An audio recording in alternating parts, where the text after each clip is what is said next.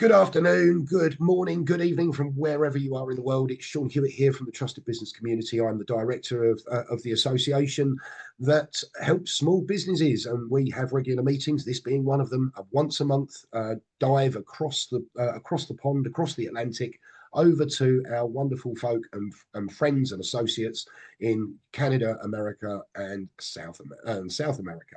So we are here, and we're joined by our keynote speaker, Christi Dickey, who I'm just about to bring her to the spotlight. And there she is.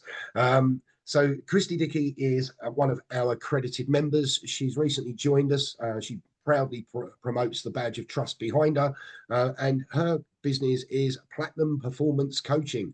And Platinum Performance Coaching is what she's going to be talking about today, and hopefully give us a few tips, tricks, and some great takeaways that we can open our minds up to think how we can be better and give ourselves a better future with a little bit of knowledge of what Christi can offer and bring to the table. So without further ado, Christi Dickey from Platinum Performance Coaching, the floor is yours. Oh, well, hello, everybody. I am just going to pull up my presentation as I introduce myself. Can everybody see that? We certainly can. There we go. So let us get started with this, with me sort of answering, why am I here? Who am I? And why am I here talking to you this morning? I just recently retired as a special education administrator as of July 1st. So to give you a little background of what was I doing and why am I bringing it to the coaching space? So I lived for years and years in the world of supervising and administrating autism programs and services, which required me to become an expert in something called behavioral science, which is the science of why we do what we do. And along with that, I have a background in speech language pathology. So it was both that communication piece and the behavioral piece that I have 30 years of experience with, not just with children on the autism spectrum, but it was used to help coach the adults that were part of these teams and organizations. And so I'm bringing that forward to today in this coaching space. And now I'm applying it to midlife professionals. So those of us who've experienced burnout, that disconnection from mind, body, that feeling of not knowing deep connection and purpose anymore, sort of feeling like you're wearing a mask all the time, and it feels very depleting. So now the goal of my coaching is to help people redefine and reclaim that energy that's depleted, to regain clarity and to regain focus. So in my past life as an administrator, the first question I would always get is, why is he doing that? Or why is she doing that? And I'm sure you've had that experience where you watch people do things and you're like, why in the world are they doing that? Whether it's a wondrous thing or something that's really perplexing, there's always a reason why people do what they do. And there's actually a science behind it. Some people refer to it as evidence-based practices. Other people will refer to it as applied behavioral analysis. I just call it behavioral science because it's easier to sort of grab onto what it is that we're referring to. And it's basically just that science of why humans act the way that they do. And once you start to grasp like what that is, the rhyme, the reason, the rhythms behind human behavior, it becomes such a huge tool. For me, it was a huge tool for me personally as I was learning more and more about the science of human behavior. As I was applying it to staff and to students, I began applying it to myself and seeing the patterns behind my own behaviors that were no longer serving me and serving me, both of those. So I became kind of a geek about this stuff because it was so powerful. It really did a 180 on my life. And my work, as I mentioned, it also blends that conscious awareness piece. So it's that blend of performance with soul, because without the soul piece, it can become just another mask. But understanding what drives human behavior can become, once you grasp it, one of the most powerful tools that you have for yourself and for the people that you interact with. It really truly drives everything. As I became more knowledgeable about business and business management, I kept saying, oh, this is just behavior science. So, behavior science is the underpinning of everything in business. So, leadership, sales, connection, all of it, as well as any other human behavior that you can define. I also want to say, if you have questions as I'm talking, if I say things that seem too, loaded with jargon or it doesn't make sense to you, I am fine with this being more like a dialogue. So if you really need me to answer something because it's not making sense, please ask me because I don't want the rest of the presentation to feel like you're not catching on. So please do interrupt me if you need to. Otherwise, I'll see you at the end and we'll answer questions at that point.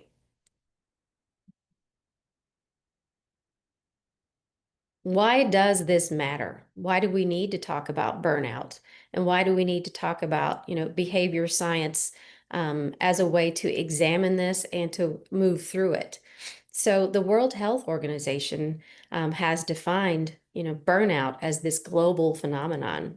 And I think last year it was somewhere around 75% of professionals reported that they were feeling and experiencing burnout. Excuse me with the cough drop. I'm getting over a cold, so I'm going to need it to keep speaking. So when we think about these things, it's easy to sort of turn your brain off or only halfway listen if you're a very materialistic, and I mean that not materialistic like money, but grounded in, hardcore science. That's what I mean by that. Or, things like this might feel a little too wind chimey, but to understand that there are real world costs to having employees and coworkers who are burned out. We have a sort of a phenomenon of people sort of quietly quitting. That means they may show up to work, but they're checked out. They're burned out. You see a sharp decline in productivity. People lose their creativity when they get into this phase of burnout. And it just creates sort of this toxic culture where nobody really trusts each other anymore. So you're not having open dialogue. You're not being creative. There's a fear of not getting it perfect. And that can quickly become contagious and erode a team or a business. And certainly there is a cost to us humans that we'll dive into more and more as we move through this presentation. But the effect on your nervous system is humongous. So it's a complete dysregulation of your nervous system. You disconnect from your purpose and meaning. So you have, physical symptoms, emotional symptoms, and maybe even mental symptoms when you go through burnout. So let's talk a little bit about the science of behavior. So I mentioned at the very, very beginning, why do people do what they do? And then I said there is a science behind this. So any behavior that you do, I do, any of us do, falls under four main purposes or root causes. We do things for one of four reasons: to gain something. So, a quick example: you go to work because you get a paycheck, right? That's a quick example of doing something to gain something. You might do it. The second reason is to either avoid or escape something. So for example, maybe I people please because I want to avoid shame or disappointment. Or, I don't go to the meeting because I'm afraid they may ask me to speak. That would be a good example of avoiding. You might do it because you're seeking something. You want to gain something. Perhaps it's that connection that you need. Or you may do something simply because it feels good to you. You need to regulate your internal state.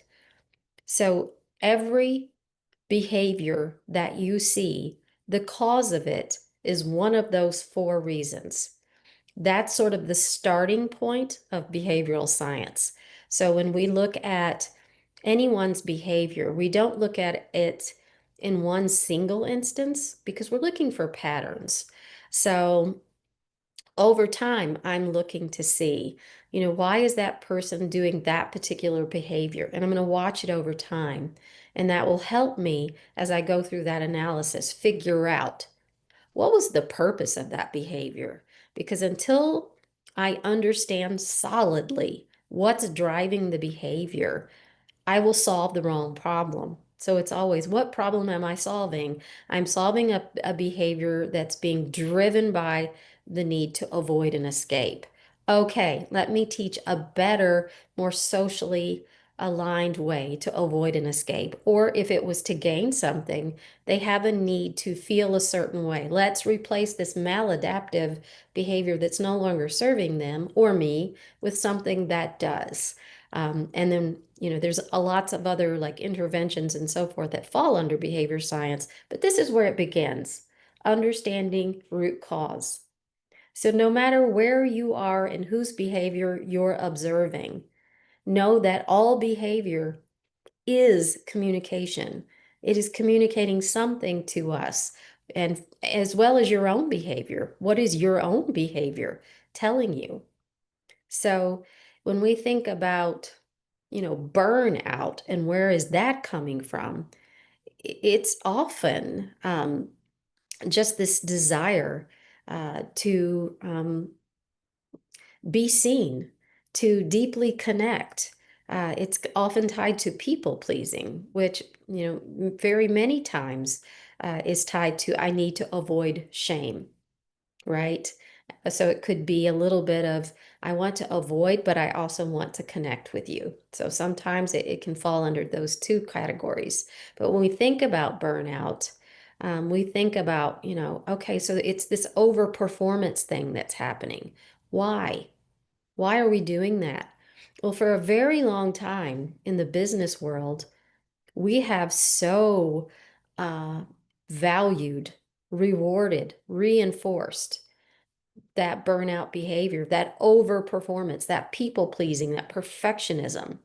And we tend to sort of look down our noses at people that might have stronger boundaries and say, I have enough on my plate right now. I'm not able to help you with that, but talk to me in a couple of weeks. Well, what?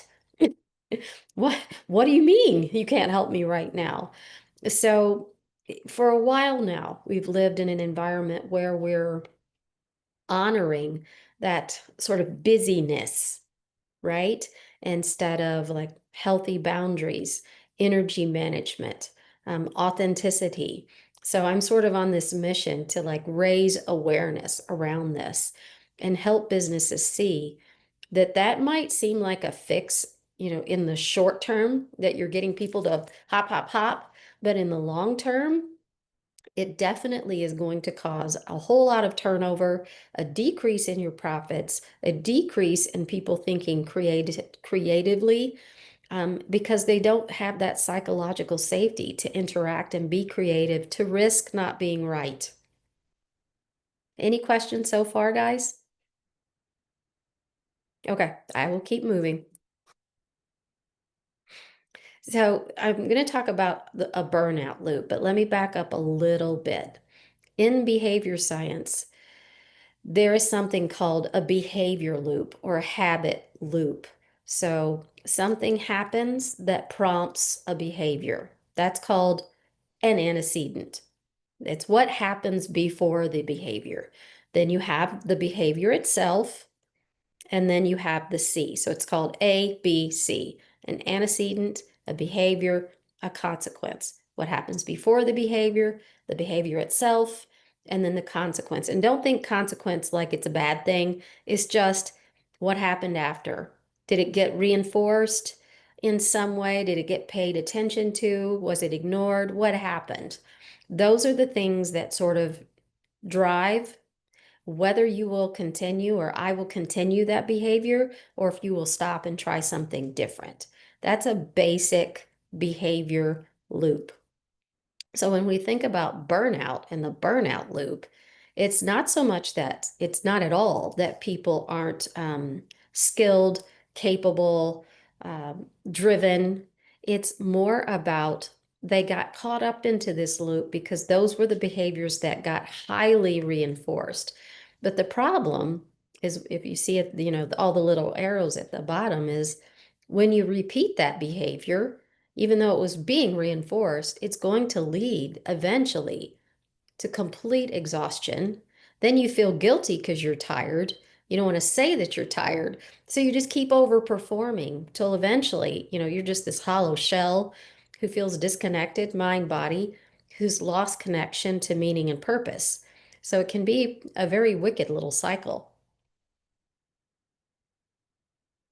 So when we think about, what's happening in the body when we're going through these huge cycles of burnout, all of the time, our nervous system sort of runs the show, beneath the surface in our overall health. So when you have high stress, I'm sure you've seen the commercials about cortisol and high cortisol and what it does to the body when you live in this state of being for, over periods of time. So you can think of, not just burned out professionals, but in extreme cases like post-traumatic stress disorder and those types of things. What symptoms and behaviors are you seeing when you're living in this type of soup within your nervous system? So, early days, you might feel sharper and like, boy, I'm just, going crazy here, pushing through. But the problem will be that you can't seem to like shut that off. You start to feel like you're always go, go, go. The minute that you sit down, you feel like you need to get back up. That's your nervous system in a state of high cortisol. So that rest starts to feel wrong or unsafe. Why am I just sitting? That's not good. I need to get up. I need to be moving. I need to do something. Who needs what? You're always on, sort of high alert, scanning the environment for what you need to do next. So you kind of lose that mind body connection. Perhaps your body is starting to, whisper some early warning signs, but you're so disconnected that you're not really hearing it anymore. So sometimes when we're moving through these burnout stages, you can feel guilty, as I mentioned, because you feel like you're not being productive. But it's just basic physiology. So we can set that guilt and shame down and understand our bodies are trying to get our attention to let us know this is highly unhealthy. There's a sharp cliff ahead. You need to slow down and take the time to listen to your body. So, what it might feel like, I wanted to raise um, these points in a couple of slides so that you guys can really, after you've listened to me and you have some time to think about it, do you see yourself in any of this? So you can start to take some action. So, as I mentioned, at first it might feel like focus, but it will be costly. You might notice, you lay down at night to go to sleep, and maybe you were just crashed out of sleep on the couch, but you go to bed, and all of a sudden your brain just starts racing. It might race at night, or it might wake you up and you're still into these racing thoughts. That is a really clear sign of burnout ahead. You are under stress. That constant sense of urgency that I mentioned. So stillness is challenging for you.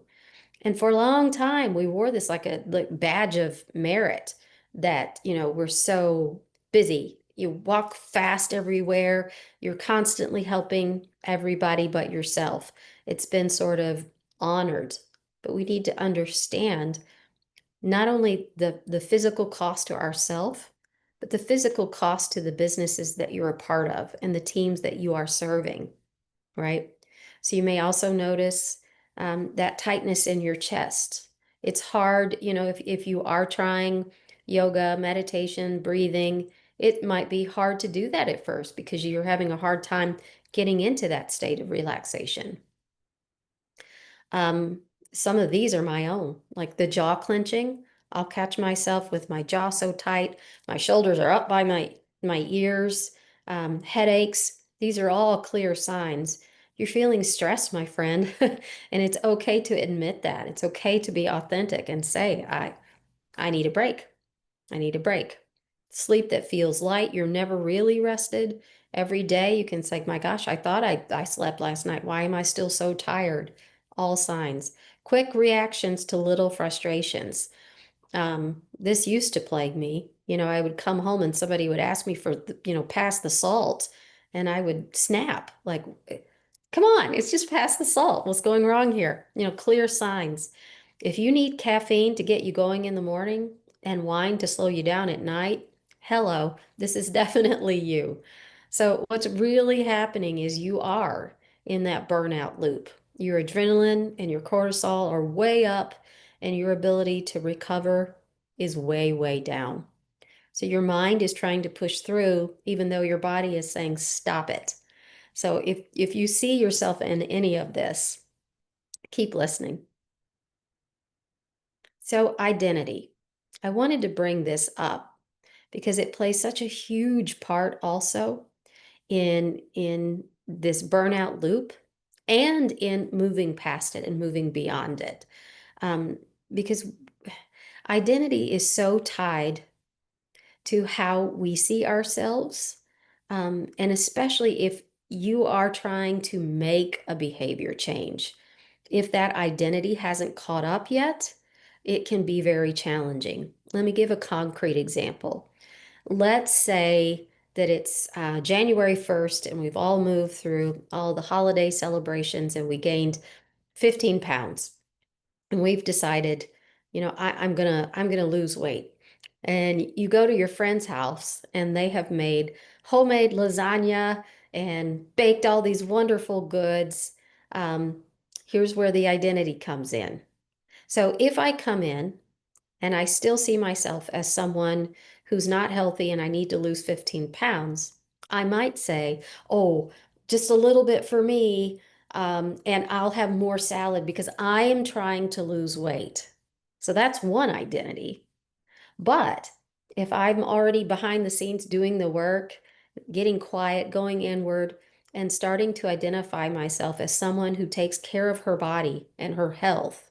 So when my friend says, let me give you a big heaping plate, plate of this lasagna, that identity would respond like, oh, this looks wonderful, Joan. I am really taking care of my body right now. I'm really living healthy. So I'm going to eat a small portion of that, but give me a whole bunch of salad. That's a good example of shifting your identity. So what you identify as is your behavior is going to follow. So think of that and apply it. If you are in that burnout loop right now, are you identifying as someone who's constantly busy, who needs to push through, who can't let people down, go, go, go, go, go? Or are you someone who identifies as, I value my energy, I value my time. I'm going to set healthy boundaries for myself and with others. I'm going to model that I take care of my mind, body, soul. It's hugely important, not just for myself, but for the people I'm around, family, coworkers, and for the business that I'm responsible for. It hits all of them. So when you start to identify yourself differently, your behavior will absolutely follow that. But you can see on the slide, when you're stuck in that burnout loop, your identity beliefs are tied to that. If you sit down, perhaps that guilt pops in your brain and it's telling you, don't be lazy. Look at Joe over there. He's kicking butt. You got to get up. You got to move. You got to perform. Or maybe it's tied to long held beliefs that you grew up with, that if you're not performing, your value goes down. Or if you're not helping, you're not as valuable. Or perhaps when you were younger, your ability to help was so reinforced that now you think that's the only way that you have worth. Or that fear, Joe's over there kicking butt. I don't want to fall behind. right? So alignment and identity both help us to move past that, to move past just, doing, to really stop and think about who are we being when we're doing the doing. So hopefully that will resonate with you and you can think about that the rest of the day and even into next week. When you catch yourself in that hyper busy mode, who are you being? Where are you in that moment? Can you come back to yourself? Can you get grounded back in your body and remember who you truly are and then be that? For example, today I'm a little bit jet lagged, a little bit sick. I don't need to hide that. I can say that. I can be that and still contribute and still have something to offer and model that transparency is perfectly normal. And so, for those that are around you, modeling that is so healthy. They will connect with you at a deeper level. They will feel safe with you, and things will just take off. It's okay to not be perfect, right? None of us are, and none of us ever will be. It's okay to own that and be honest about it. So we'll talk about this as we move through these next several slides, but I just wanted to give you all a little bit of tips and strategies to think about. If you are seeing yourself in the information I'm bringing, that you are constantly busy, that you have trouble sitting still, that the idea of like sitting and doing a quiet reflection feels impossible. If you're constantly pleasing, you're constantly busy, can't sleep, where do you start? So, stepping into awareness, alignment, a new identity, it all starts with being aware that you need to, right? So, remember the habit loops we were talking about? Where are you in that? What's driving your behavior? So if you are seeing yourself in these behavior loops, can you go inward and start to think about where's that coming from in myself? Why am I doing that?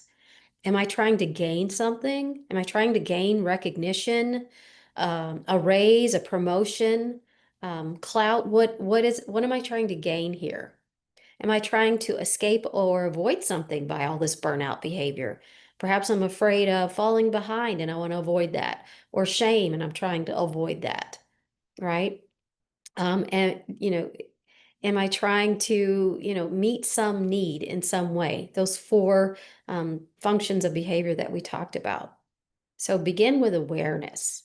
When you find yourself, your shoulders are up by your ears, your jaw's clenched, you have a stomach ache, be aware. Oh, it's happening right now. That would be step one. And then you can move into things to help you regulate. Well, I'll talk about a little bit more. What are micro recovery moments? That's where you would begin. Awareness and start small. One thing that behavior science tells us is small incremental changes over time create sustainable change. If you try to, jump too far ahead, that's not sustainable. For example, if I decide to sign up for the Boston Marathon and think that next week I'm going to run the marathon, I'm really, really wrong, right? I'm going to have to start with like make it to the mailbox first sort of scenario. And then can I run a mile? Can I run 2 miles and let it build over time? That's how sustainable behavior change occurs over time, slow incremental changes. And then, the redefined success that ties back to into identity, letting calm be your competitive edge. Because I can tell you, the people that have that calm, grounded energy, they're the most magnetic ones in the room, right? You want to know what's that guy got? How come he's so calm? How come he's so grounded? That helps people feel drawn to you, wanting to be connected to you.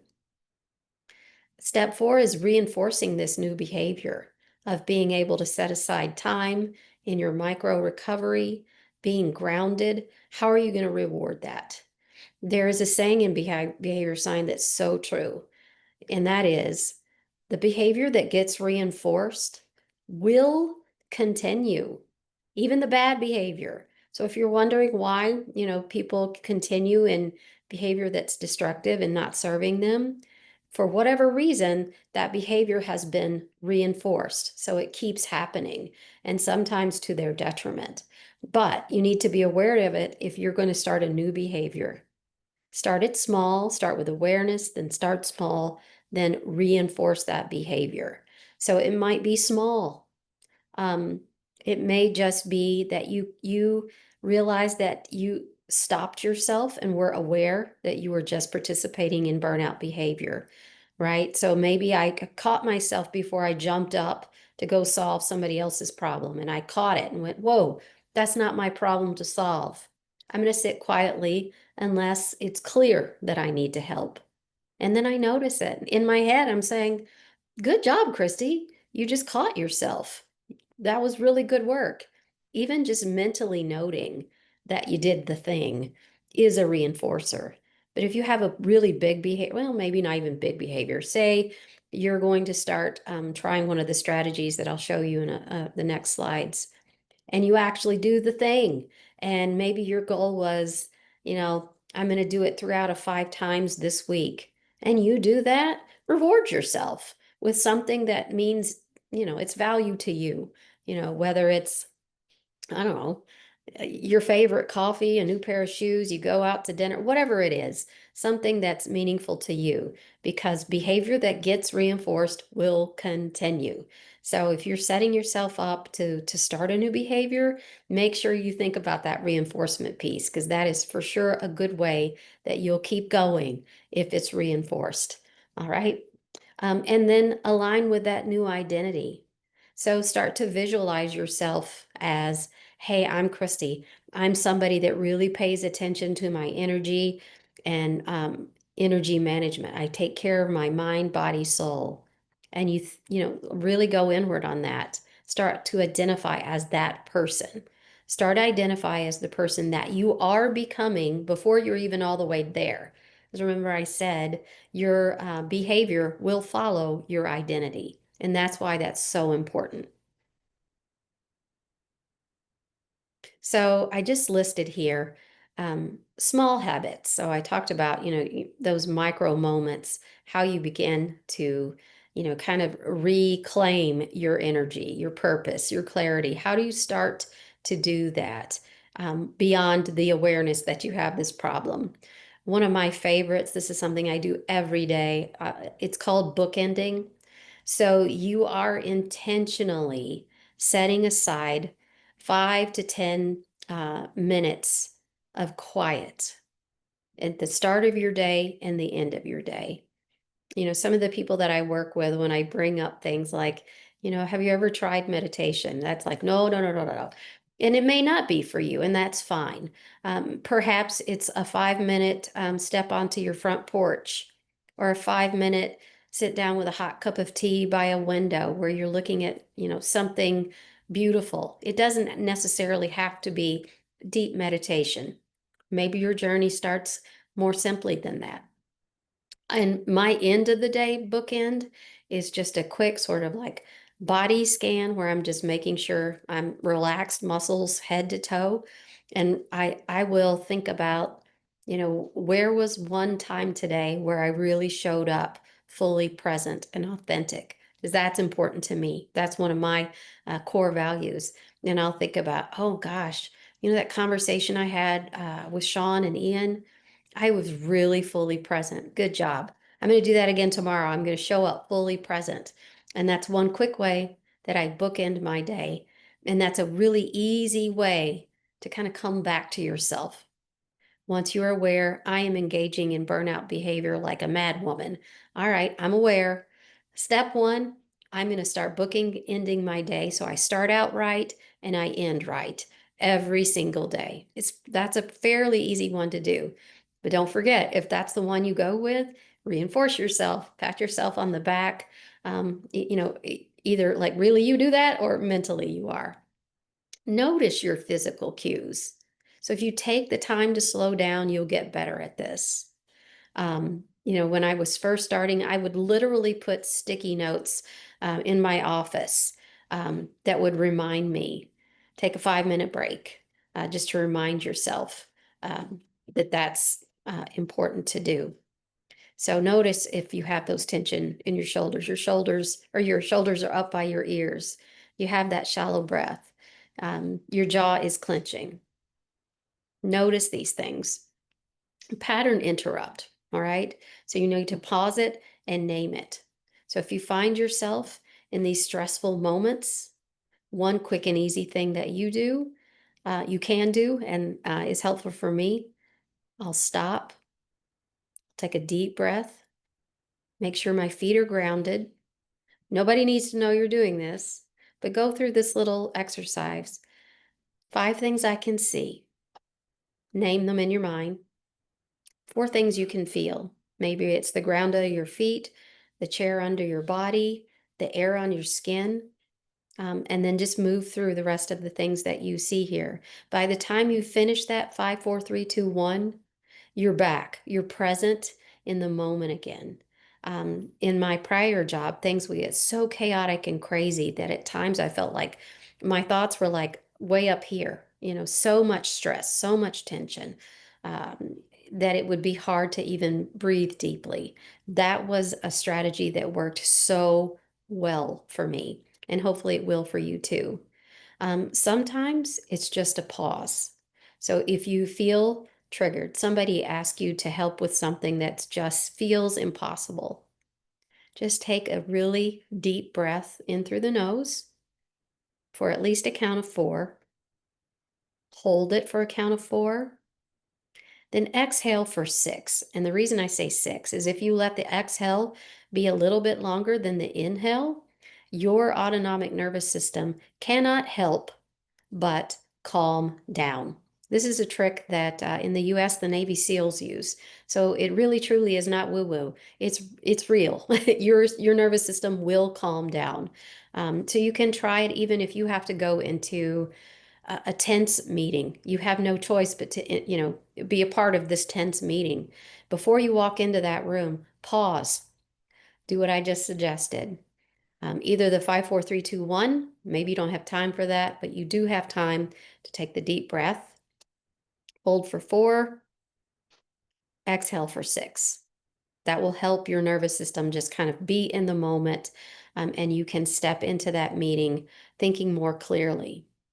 One of the things that happens when you are living in this high cortisol state is you have trouble accessing your frontal lobe as well as you normally could when you're calm. And I bet you've all experienced this where, somebody gets you a little triggered, you're a little heated, and you can't say uh, quite what you wanted to say. And you go home and you're like, my God, why didn't I say this, that, or the other thing? Well, it was because, your brain was not able to function as normally or as well as it could because of the high cortisol that was coursing through your brain.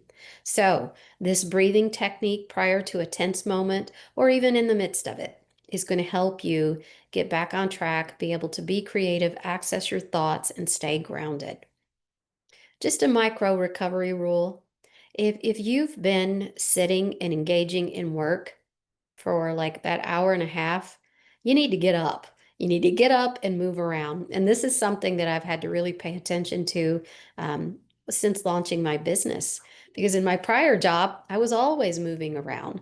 Now, not so much. I'm sitting and doing things like this. So I have to really remind myself, get up, move around. It's so easy to get stuck and fall out of flow, but getting up and moving around, doing some breathing exercises, 5, 4, 3, 2, 1 gets me back grounded, and then I can come back to work and be creative again.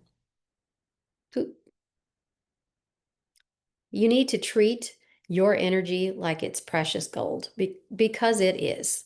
So here's some ways to do this. And I'll just preface this to say,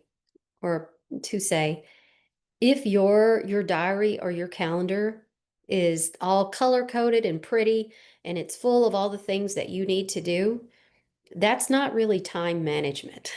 That's more like self-erasure. You need to intentionally put into your calendar space for yourself. And it doesn't need to be super fancy. It could just be blocking a little time before and after meetings, blocking a little bit of time in the middle of the day that's truly just for you. You're not checking email, you're not scrolling social media, you're not texting, you're not on the phone. You are being quiet. You're just listening to your body. Your body has lots to say. Learn to listen before, you actually do have physical symptoms. Knowing your values is huge. There are lots of online free values assessment. This is huge. When you know your values, I mentioned like authenticity, integrity, those are a couple of mine that are very important. Let that drive what you say yes to and what you say no to, because that does impact your calendar, right? When you are saying yes to the right things, feels good, it feels aligned, it helps your energy stay up versus depleting you. Notice that emotional energy. It's data. Your body is telling you something. So if you're feeling extremely fatigued, restless, stop and ask yourself, okay, is my behavior aligning with my values, or do I need a moment to kind of reassess?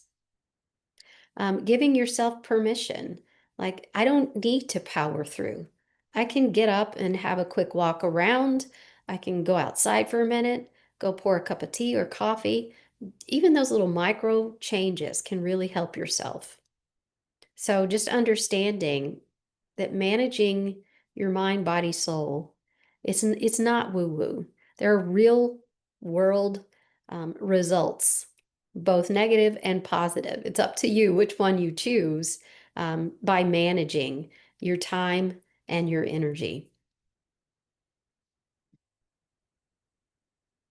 So when you have that strong awareness of energy management, and you couple that with understanding, behavior, what drives it, what's driving your behavior, what's driving the behavior of those that you are around.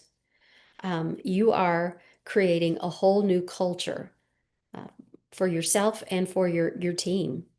So that awareness will fuel your ability to stay regulated, right?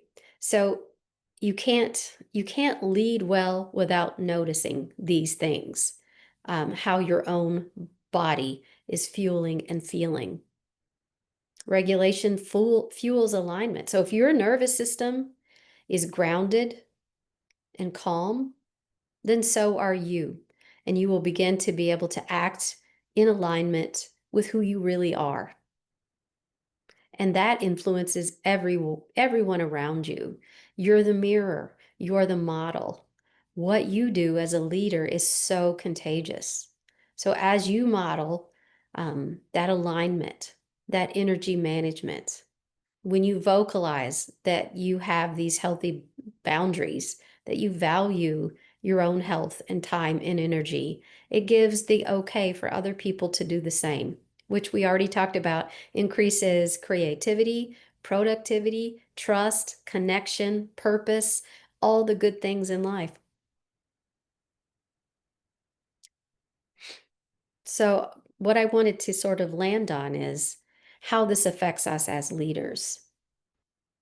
So if we have that awareness, energy awareness, that behavior mastery, and we're thinking about that impact on culture, it's feeding it. You become the reinforcer for the culture in your own team. So when you change that input, the system rewrites itself. So I don't know if I talked about that yet or not, but if we talked about the behavior loop, right? The antecedent, the behavior, and the consequence. If you become that antecedent and you bring in what comes before the behavior of the team by setting the stage, by modeling calm, grounded, connected behavior, and you also pay attention to how you're responding to your team, you are controlling the antecedent, what comes before, and how you respond, whether it gets reinforced or ignored. You shape the behavior of everyone around you. And that's how behavior science becomes so important. It's so helpful as a tool to know that, to understand it, and to be able to use that to shape your behavior and those around you. It becomes a sustainable way to be a leader with huge impact. Now, this is what I was just describing. So that intention, the action, and the energy feedback, because behavior is just energy. It's energy that's in motion. So when we shift our energy, when we change what I was just talking about, how we show up and how we respond, we are helping to shape the behavior of everyone around us. So why do businesses need to care about this? One of the first applications of behavior science was in business. Long before it started showing up as a therapeutic tool, it was used in business. So if you think about how business is run, how marketing runs, how teams are built, it's all based on behavior science. So if we use these ideas and stay regulated as leaders, we are going to communicate with empathy because we're present. We're truly listening to what people have to say instead of nodding along and realizing after the fact that we didn't hear anything they said. We're actually with the people. We're hearing them. Then they trust us, right? And then that builds that team, that trust, that creativity. We'll be able to innovate even when we're under pressure because we have strong teams. Everybody's sort of in a trusting situation and helping to carry the load. We're going to retain our top talent instead of people leaving or even, that quiet quitting that I was talking about. It's sustainable.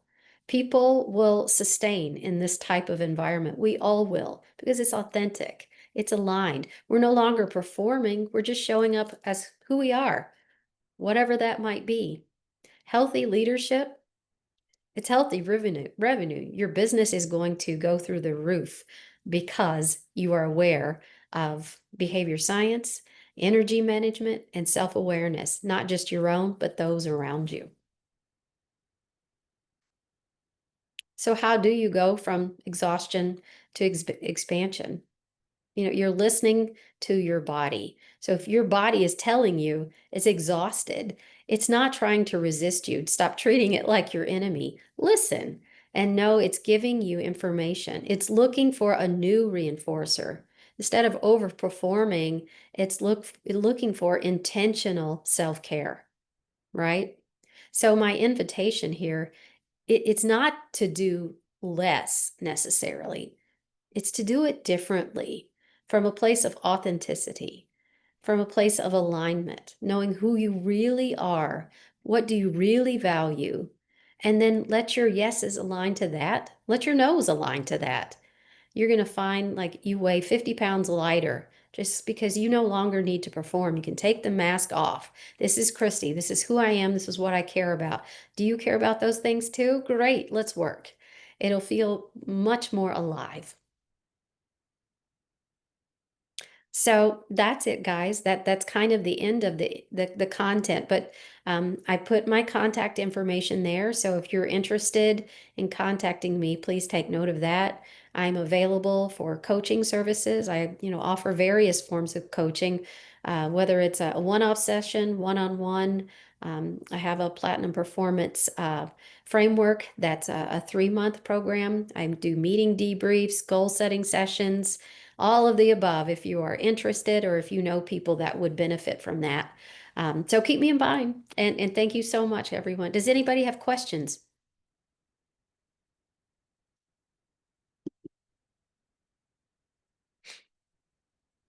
Um, I don't have a question, but that was outstanding. It was really wonderfully presented, and it was so true to heart, and something we should all take heart of because it's so real because we've been burned out in the past, or we are familiar with people who were burned out, and it's just kind of hits home, and the information was incredibly valuable, and some things you said, you identifying differently, feeling better, and, kind of checking in with ourselves to kind of, always be assessing people. And, it's something that I do as well. I'm having people be aware of what's going on in their bodies. So I think what you say, with the sound mind, body, soul is so incredibly valuable. Thank you very much. Oh, I'm glad you enjoyed it. I sometimes worry when I get too deep into behavior science that people will be like, oh my goodness, this is so boring. But I love it, but I know not everybody does. But it is super powerful when you pair it with that consciousness awareness. Definitely. Absolutely That's superb. Thank you. what you Thank said. you. Sorry, can I just if you could put your hand up, I can then bring you up to spotlight if that's okay. Thank you, Philip, for that wonderful feedback. I can certainly back up for everything you said. I was listening in, nodding away, and almost seeing some of the traits that you were talking about as you were going through it. So thank you so much for that.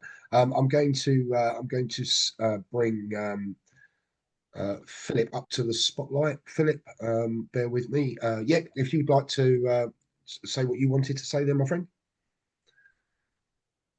Philip or Tim, you spotlit me. Sorry, yeah, sorry, Tim. Tim, sorry. That's fine. I've been called worse, Sean. That's all right. Yeah. No, Christi, you hit home. Yeah, like Sean, I was nodding my head. Yeah, that was me. And you spoke about quiet quitters. That was me. Yep. What I call the hidden secret, the hidden pandemic. What is the status where you are in the US with toxicity in the workplace affecting burnout? It's massive in South Africa. Oh, it is sky high. Oh my gosh, people are still so stuck in that culture of, busyness for busyness sake. I watch people like walk quickly, almost like little soldiers down the hall. And like, what are you doing? And people just feeling afraid to act in authentic ways. But what's so interesting is if you look at the teams that have really authentic leaders, that honor, compassion and being real and no more performing, no more business jargon. Just here's the problem. How are we going to solve it? The teams respond so well, and those are the businesses that are actually thriving.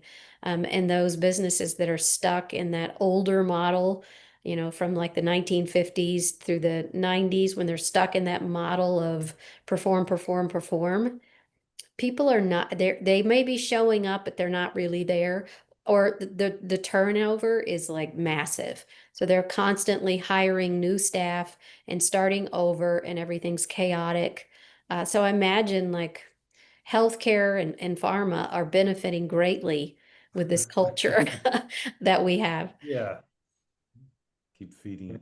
No, thanks. Thank you very much, Tim, for your observations there, my friend. Absolutely brilliant. Thank you, Christy, for answering that. I'm just going to take you off a spotlight there, so that I can bring Susan up, and then we're going to have Laura coming up because she's also got her hand up. So joining you in the spotlight is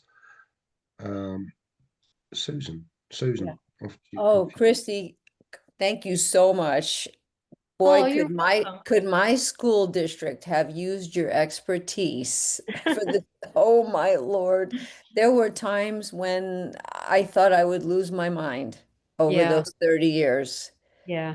And not so much for the kids, it was for a lot of the adults, parents and colleagues. And I think what you said really hit home because we were all afraid to be our authentic selves because of the principal being judged by other people. And it made me think of that old silly show, the Gomer Pyle show with the Oh, yeah. sergeant that was always irritated with him. Well, Uh-huh. there's only one thing that stands out that has been on YouTube that people have posted over and over, where the sergeant promised not to lose his temper. And he couldn't take it anymore. And he went up on a hill and a mountain and he screamed at the top of his lungs. And I never ever wanted to get to that point. So I started walking almost every day at lunch, even if I had to take my lunch with me. And Yes. that was a big game changer. Yeah. So Yes. But I wish I had known about these other things. And I use the grounding technique in my coaching with clients too, the 5, 4, 3, 2, 1. So Mhm. this was so beneficial. I wish more Oh. people could know about this. Yeah, I'm glad that it was helpful. Thanks, Thank Susan. you. Thank you, Susan. Thank you very much. Next up, we've got Laura. Laura, did you want to? Hi. Yeah. Hi, Laura. Hi, Christy. We'll get our meeting sorted out. Don't We worry. will. Got your message.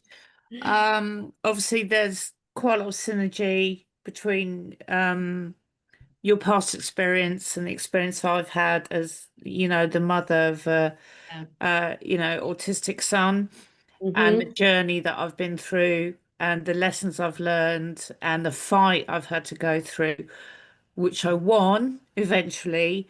Yay. But there were so many things that you touched on that I can relate to, because the burnout that I got from constantly battling what we call in the UK the LEA, the Local Education Authority. Okay. I overnight developed sores on my scalp. I mean, it was just bam. And I thought, what's this? That was a physical manifestation of the mental stress Right. Absolutely. I'm that so I sorry, was going Laura. through. Yeah. And it completely took me by surprise. But then I kind of looked into it a lot more, and realized that's what it was. But I was going at 100 miles an hour trying to make sure that my son was, being looked after and getting the help that he needed. And Mhm. then I went into another life event after that, where unfortunately nearly a year ago my mother died. And the way that happened, I don't want to get political here, but it was incredibly traumatic. That impacted me in my workspace at the time. So I was working for quite a big corporate, and I actually was physically shaking at Mm. work. My hands were like this. Mhm. And I'm a writer, and I could not type. Oh. And and I did get to the point of the stress and the burnout when I turned around and I thought, I'm a very honest person. I'm very honest. And I was being micromanaged at work. I was being patronized. I was being undermined. And I just turned around and said, stuff your job. Do it yourself. If you want to get someone else who can do a better job, then go for it. And that changed my life Mhm. early this year. And I've taken lots of lessons from that. And what you said really resonates with me. Yeah. I'm so happy to hear that, the worst is behind you. Some of us, me included, had to hit rock bottom before Yeah. you start listening to your body and know that there has to be a different way. And there is.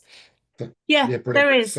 I mean, sorry, I won't go on for much longer. The other thing that happened to me was the stress of it also impacted on my ability to actually go and drive a car. Now, I've been driving since the age of 18, and I hit this wall where I couldn't even get behind the wheel of a car. I've been working on that, and now I can. I've got Bravo. it back, but it's that Yeah. what you said, what you related to about pausing, the behaviors and the learned experience, and then reinforcing those behaviors, and that Yes. that Yeah. has Yeah. that's definitely Yeah. helped. It's been Yeah. hard, but I yeah. know. I know. Well, we're cheering you on, Laura. Awesome. That's great. Thank you so much. Yeah. Thank you. Laura, thank you so much for your feedback and your views there. That's absolutely brilliant. Thank you for sharing. I'm going to remove you from Spotlight. We have Lisa Greer, and the last question of this session will be coming from Halle Hosham, who's also got her hand up. I'll add Okay. Halle to the Spotlight.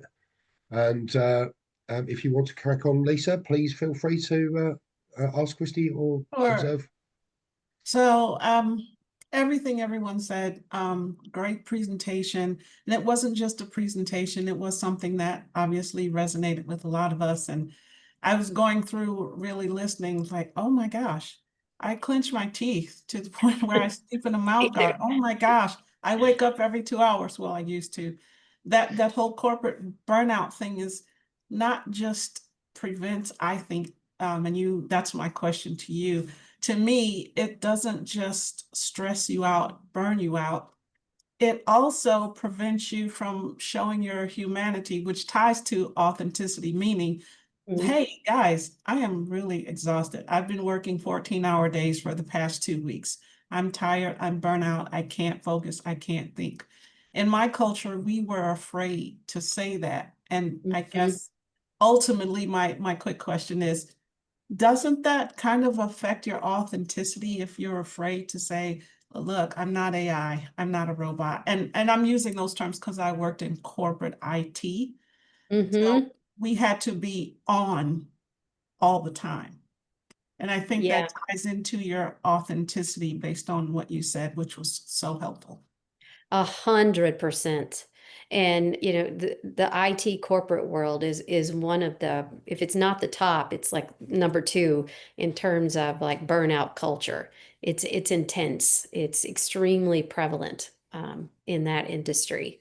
So I feel like it's going to take us building momentum, sort of building this tidal wave that grows and grows, that calls this culture out to say, you know, big CEOs and owners might have thought that driving human beings this way would increase their profits, but it's not really, because it's burning all of us out. We're not at our most creativity. We've quietly quit. And I didn't quietly quit. You quit loud, huh? Corporate, yeah. Yeah. Some people, you know, go out with a blaze, and others, you know, they'll keep showing up, but they're not really there. But I feel like if enough of us start raising this and start modeling, especially if you are in that leader position and can start naming these things out loud, let's create the tidal wave. Let's change the culture. 100%. Thank you. Thank you so much. Let me just remove you from the spotlight. And the final question or final observation is from our lovely, she's the captain of a plane, Halle Hoshin. How are you, Halle? Thank you, my brother Sean. Thank you. It was an amazing presentation, and I am a huge fan of this, and I also teach this to my clients because I was one of those people that I ended up bedridden because of that. And I want to say, yes, let's collectively impact billions of lives, because our health, our well-being, every part of our body is because of that, because those emotions, those thoughts, everything, even when we are in our mom's tummy, it goes into our organs and cells, and people don't realize that and blame it on this and that. Even the C word, which I'm not a doctor to say that, but I did work in the cancer center for 14 years, and I ended up to be bedridden, bedridden to the point that I had to be carried to the restroom. And it was a burnout, because nowhere in my genes was there a diagnosis. And luckily, I was able to be mentored by the greatest minds. That's another story by itself. I can talk forever. Sean knows, but because I'm just so passionate about this topic, and it's so, so huge, and there needs to be more of us to spread this, because I've worked in the cancer center. There's so many people being sick or not feeling well, and it's all these burnouts, these thoughts. There's all we're just connected. burning the candle, and they're all connected, you know. And your body gives you signal, and oh, it's just a headache, I need to work. So we're just fueling through the day, and you pop even a Tylenol. We keep popping things and thinking it's normal. I'm even saying even the natural ways. There's so much out there, and it gets confusing, but we need to pay more attention. What is that passion? What is it that brings us the highest joy, excitement, and passion?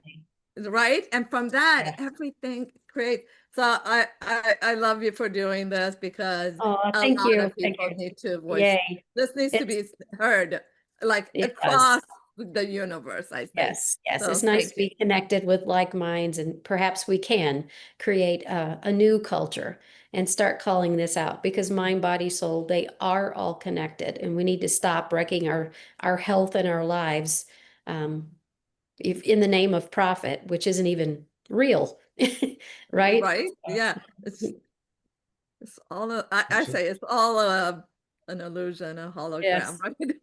Yes, yes, yes, yes. We think alike. Yeah, Thank you, Hannah. simulation. Yes. Thank you, Thank you. Hannah. Lovely, Thank you. lovely for you to contribute there. Thank you so much. I'm going to remove you from Spotlight, and I'm also going to remove our wonderful keynote speaker from the Spotlight as well, because at this particular point, I'll put you all on Spotlight. Let me just change the view. Bear with me. Gallery view. There we go. So we can see everybody. I think that deserves a huge round of applause from us all, because there were so many takeaways in there. Oh, Christi, thanks, Dickey, thank you so much for a beautiful presentation, and I back up what Philip said. So beautifully presented, absolutely eloquently done. Thank you. Really clear, concise. And if there's one thing, there must be, I'm sure we're all human beings, and I'm sure that something that you went through on one, as you talked through your slides there was something there that we can probably look in the mirror at ourselves and go, oh, yes, that could be me. Or it was me, or it could be me.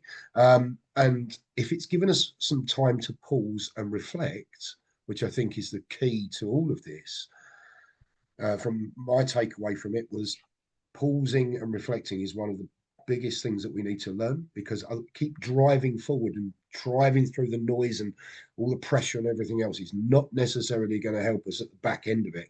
It's just going to make us feel worse. So if there's anything, to take out what you want. But what I took out of it, stop, breathe, and just reflect, even if it's just for a few moments. I love the book ending. I do like the book ending of things. I thought that was really clever. But thank you so much. It was absolutely awesome presentation, and well delivered. Thank you. My pleasure, and thank you for the opportunity. So I'm going to stop the recording now for everyone listening in on YouTube.